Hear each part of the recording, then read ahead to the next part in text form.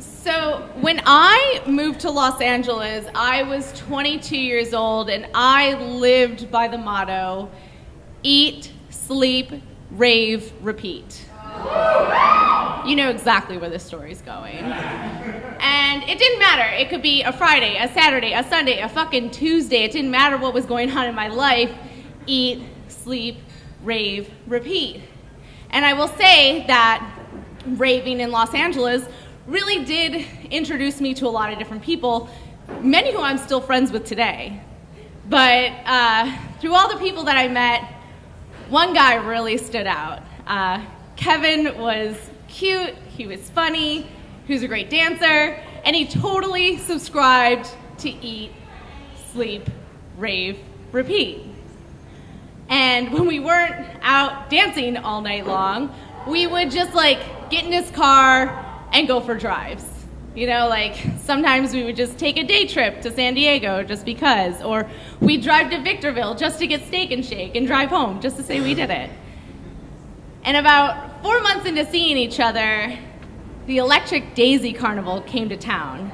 Now, Electric Daisy Carnival, better known as EDC, is now held in Las Vegas, far away where it belongs. But back in the day, it was held right here in Los Angeles in the Coliseum. Yeah, the place where the 1932 Olympics were held would annually open their door to half-naked ravers with fluffy boots. And boy, oh boy, I had to go. I had been training for it since I moved to LA. So we got our tickets, and Kevin, of course, drove. So we get to the Coliseum, we find our parking spot, and we did what all good Angelinos do before we go into any public place. We packed a bowl. And we sat and we smoked and we passed it back and forth, talking about which artists we wanted to see and which songs and which drop we wanted to hear the baddest. And as we're smoking, there's a knock at my passenger window. And I look over and there's this old dude wearing a band t-shirt and denim jeans, just not looking like he's going to a rave. And he's knocking on the window and he goes, "Hey, what are you doing?" And I'm stoned as shit, so I'm like, "Nothing, what are you doing?"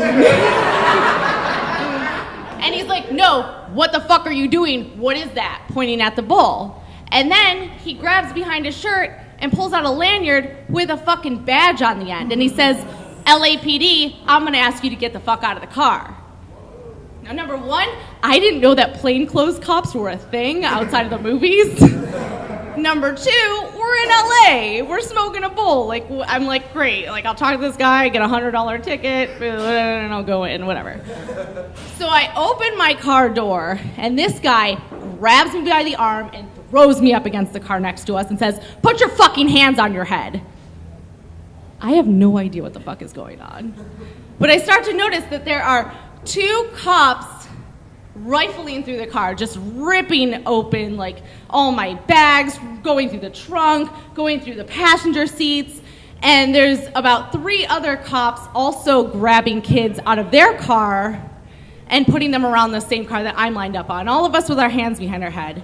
And I'm looking around and I don't recognize anybody, but I can definitely tell that those 2 dudes are tripping balls. So I'm like, fuck, I gotta say something. So I'm like, "Officer, what, can you tell us what's happening?" He says, "Shut the fuck up."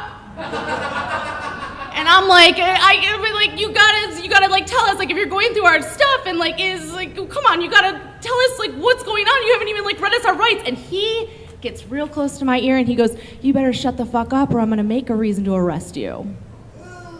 So I shut my goddamn mouth. And I'm standing there, and I look over at Kevin, and he's just shaking his head, and he keeps saying this is so wrong, and he's clearly in shock, and he's useless at this point. So I'm just standing there and waiting for what feels like an eternity until finally a cop comes back to me and says, "Ma'am, I'm going to need you to step your legs apart so we can search you." It's important for you guys to know that I was only wearing a bikini top, short shorts, and trainers. Not much to search, but don't worry, this cop went out of his way to make sure that there was no drugs on my person or in my person. That's right, this motherfucker wouldn't even tell me what the fuck I was getting stopped for, what the fuck I had my arms up for, but had no problem slipping his digits to make sure that there was God knows what inside of me. I went fucking numb. I didn't know what the fuck was happening. All I knew was, oh my God, no one has to give you a reason for this. So I waited and I waited and I waited. And then finally, the cops pulled me aside and they said, ma'am, we're so sorry. You're free to go. We're going to take your boyfriend in.